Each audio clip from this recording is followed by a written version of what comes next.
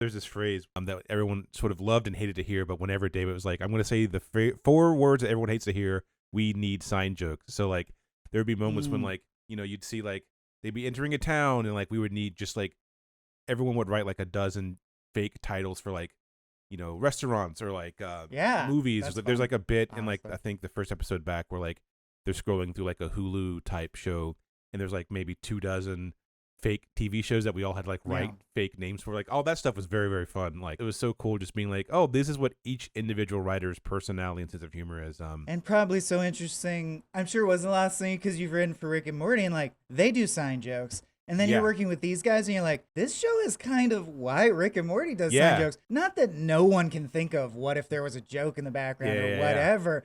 But the Rick and Morty sign jokes does feel in the tradition of the Simpsons sign jokes. Yeah, it's just cool seeing like, vampire those like seeds, like the Simpsons, how it led to Futurama, and like hearing them tell like all their war stories from the Simpsons, and like talking about like, oh yeah, when Conan turned in the script for well, I guess he wrote this episode, like they would talk a lot about like he did the old guys and like the old days and like how they would break certain jokes. It was a completely surreal moment.